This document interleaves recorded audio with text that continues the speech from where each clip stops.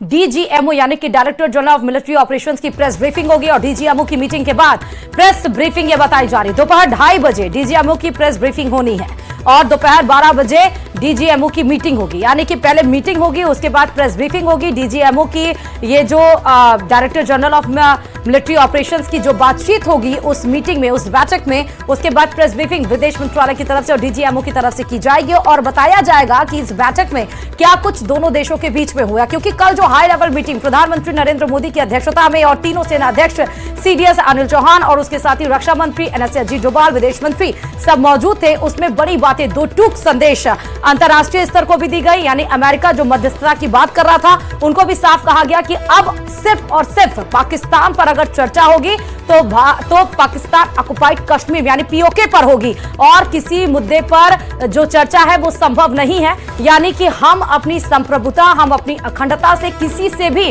हम कंप्रोमाइज नहीं करेंगे, चाहे वो इंटरनेशनल लेवल की बात हो, चाहे वो पाकिस्तान से बात हो।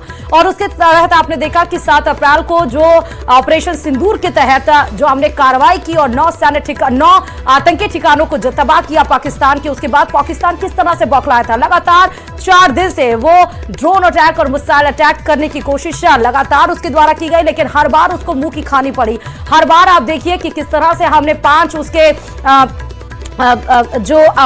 पूरे मिसाइल जो उसका मिसाइल एयरबेस है उसको हमने नस्तनाबूद कर दिया, हमने एयर डिफेंस सिस्टम उसका नस्तनाबूद कर दिया। उसके बाद जब उसको लगा कि नहीं, भारत अब पीछे हटने वाला नहीं और उसकी एक कार्रवाई, एक अगर वो हमला करता है उसका जवाब उसको कितना भारी नुकसान के साथ उठाना पड़ता है, उसके बाद वो घुटने पर आ गया और सीज फायर उसके बाद हुआ। लेकिन आज डीजीएमओ की 12 बजे जो मीटिंग होनी है बहुत ही अहम है और 2:30 बजे उसके बाद प्रेस ब्रीफिंग होगी। और पाकिस्तान की सेना का एक और झूठ फिर से बेनकाब हुआ है। पाकिस्तान ने आतंकी अब्दुल रऊफ को मासूम मौलवी बताया।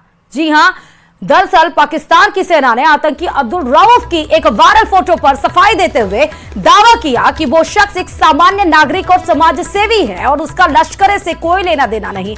लेकिन जो आईडी कार्ड उन्होंने दिखाई उस